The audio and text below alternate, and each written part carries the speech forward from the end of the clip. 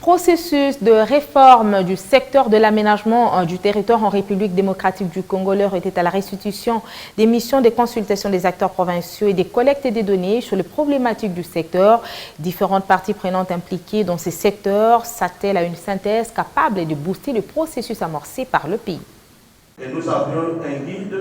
Le processus de la réforme avance à une vitesse exponentielle.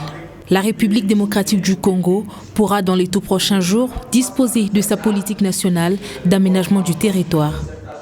Ce jeudi, différentes parties prenantes impliquées dans ces processus se sont retrouvées à Kinshasa pour un atelier de restitution des missions, des consultations des acteurs provinciaux et des collectes des données sur les problématiques du secteur. En s'engageant dans ces processus, la République démocratique du Congo se trouve à un moment crucial de son histoire, avec une nouvelle législature confrontée aux nombreux défis suscités par les attentes du peuple.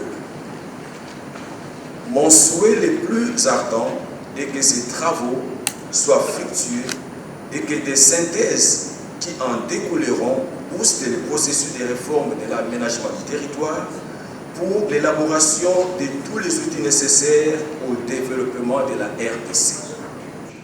La rencontre s'attelle sur la synthèse capable de booster le processus des réformes et de l'aménagement du territoire en RDC.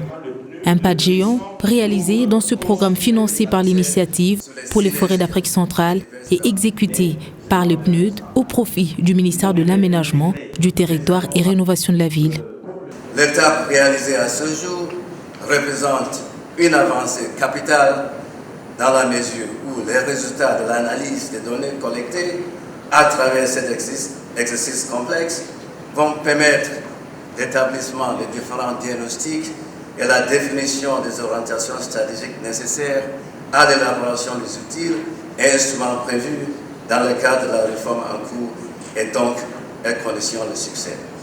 Le PNUD est donc honoré de sa participation aux efforts consentis pour relever ces défis et réitère son engagement à accompagner la RDC dans la mise en œuvre de cette base chantier avec l'appui des partenaires. Le programme lancé en 2017 vise la mise en place d'une administration forte, du sommet à la base et aussi doter le pays d'une politique nationale efficace sur l'aménagement du territoire.